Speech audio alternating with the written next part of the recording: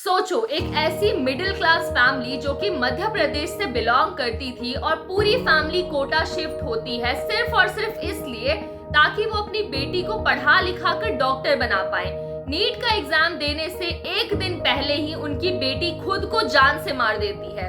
India में हर साल ऐसे काफी केसेस आते हैं जहाँ पे बच्चे स्ट्रेस, एंजाइटी, डिप्रेशन के चलते खुद को मार देते हैं, सुसाइड कमिट करते हैं। 2025 के रिपोर्ट्स के अकॉर्डिंग इंडिया में 14 स्टूडेंट्स ने कोटा में सुसाइड किया। ये वही 14 बच्चे होंगे जिन्होंने किसी जमाने में इंजीनियर या डॉक्टर बनने का सपना देखा होगा।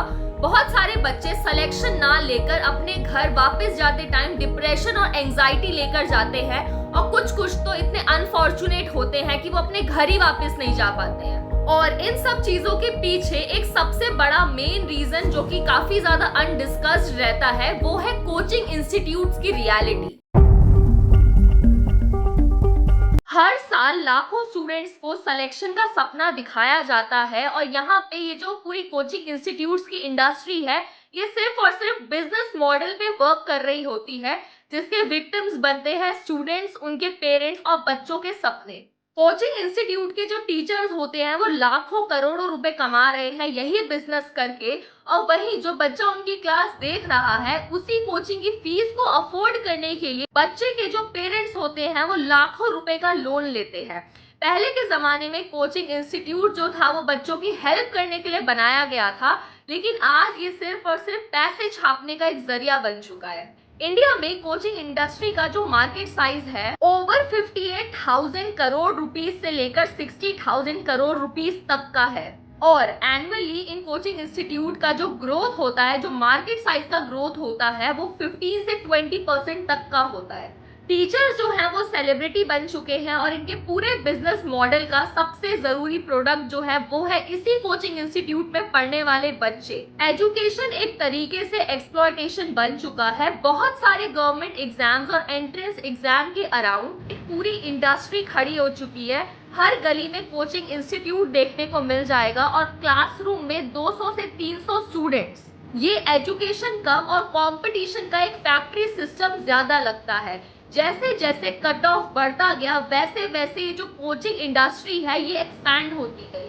कट ऑफ का बढ़ना इन कोचिंग इंस्टीट्यूट्स के लिए सबसे बड़ी अपॉर्चुनिटी थी। जैसे ही आप इन सिटीज के कुछ गलियों में जाओगे वहां पे जाते ही आपको बड़े बड़े होर्डिंग्स दिखेंगे इन्हीं कोचिंग इंस्टीट्यूट्स के, जो कि अपने ही ब्रांड को प्रमोट कर रहे होते हैं। और इन्हीं कोचिंग इंस्टीट्यूट के क्लासेस के बाहर आपको टॉपर्स की होर्डिंग्स दिखेंगी। इधर पढ़ने वाले हर एक स्टूडेंट अनरियलिस्टिक प्रेशर में जी रहे होते हैं।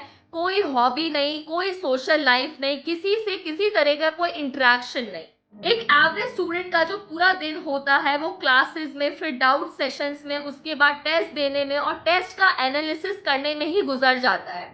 इंडिया में मेजॉरिटी ऑफ कोचिंग इंस्टीट्यूट्स की जो फीस होती है वो 1 लाख से 4 लाख तक की होती है, और ये सिर्फ और सिर्फ फीस की बात कर रही हूँ मैं।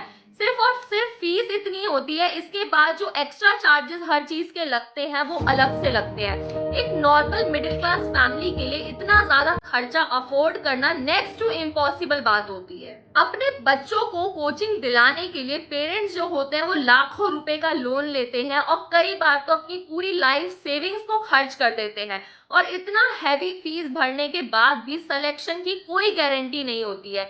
ये कोचिंग इंस्टीट्यूट इस ऐसे बिजनेस मॉडल पे वर्क कर रहे होते हैं, अगर बच्चे का सिलेक्शन हो जाता है तो पूरा क्रेडिट जो होता है वो कोचिंग इंस्टीट्यूट को चला जाता है, और अगर बच्चे का सिलेक्शन नहीं होता है तो ये बच्चे की कमी थी कि उसका सिलेक्शन नहीं हुआ। अगर सिलेक्शन हो गया तो क्रेडिट गया सारा का सारा कोचिंग को, और अगर सिलेक्शन नहीं हुआ तो सारा का सारा ब्लेम गया बच्चे पर। किसी भी गवर्नमेंट एग्जाम या एंट्रेंस एग्जाम का जो टॉपर होता है वो अपनी मेहनत से, अपने हार्डवर्क से पास होता है, एग्जाम में बढ़िया रैंक लाता है और पास करता है एग्जाम को। लेकिन ये जो बिजनेस मॉडल है इन कोचिंग इंस्टीट्यूट्स का, वो इन टॉपर्स को भी यूज करते हैं अपने प्रॉफिट के लिए, अपने ब्रांड को प्रमोट करने के लिए।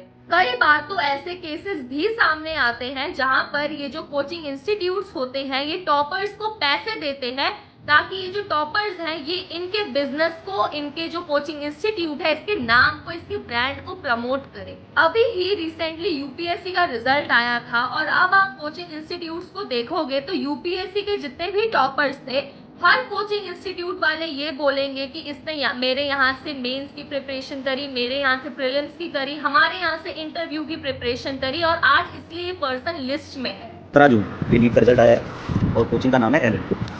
केवल ये 7वें नंबर देखो आप जरा, केशव मित्तल AIRX 7, ठीक है। मैं केवल इसी का एग्जाम्पल दे रहा हूँ। अब आप पेज को टर्न करें, ये तो एल हो गया। अब आता है साहब मोशन, ठीक है। इस मोशन का भी रिजल्ट आया है, ये मोशन है, ठीक है। कोई एडिट नहीं है, देखिए ऊपर 17 जून डेट है। और फिर से वही केशव मित्तल AIR 7, ठीक है भाई। ये तो कल का था। अब आज का देखते हैं। जो पर्सन अपने हार्डवर्क से अपने स्ट्रगल्स के थ्रू एग्जाम को पास करता है, ये कोचिंग इंस्टीट्यूट्स उनको भी बिजनेस मॉडल और बिजनेस पपेट बना देते हैं।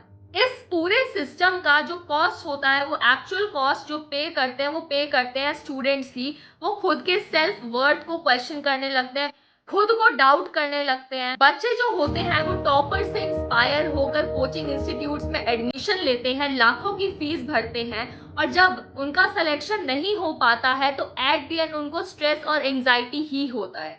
जो बच्चा जो कि सिर्फ और सिर्फ 16 या 17 साल का है, उसको लगने लगता है कि वो लाइफ में कभी कुछ अचीव ही नहीं कर सकता है, उसकी उम्र बहुत ज्यादा हो गई है और सिर्फ रैंक है जो कि उसकी वैल्यू को सोसाइटी में डिटरमाइन करेगी। अब इन सारी चीज का सॉल्यूशन क्या है? तो देखा जाए तो स्कूल भी हमारा कुछ खास अच्छा परफॉर्म नहीं कर रहा है। अगर स्कूल में ही बच्चों के डाउट्स को क्लियर किया जाता, उनके कॉन्सेप्ट्स को क्लियर किया जाता, तो बच्चे को कभी जरूरत ही नहीं पड़ती कोचिंग इंस्टीट्यूट्स की। सच ये बात है कि हर बच्चा डॉक्टर या इंजीनियर नहीं बन सकता है और बनने की जरूरत भी नहीं है। इंडिया को आर्टिस्ट चाहिए, क्रिएटर्स चाहिए, रिसर्चर्स चाहिए और इन सारी चीजों में कंपटीशन भी देखा जाए तो काफी ज्यादा कम है। कोचिंग इंडस्ट्री ने एक बहुत ज्यादा नैरो डेफिनेशन क्रिएट कर दिया है सक्सेस का।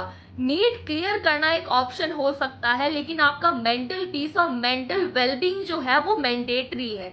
अगर ये वीडियो आपको इन्फॉर्मेटिव लगी होगी तो प्लीज लाइक और सब्सक्राइब कर देना। तब तक के लिए सी यू इन दी नेक्स्ट।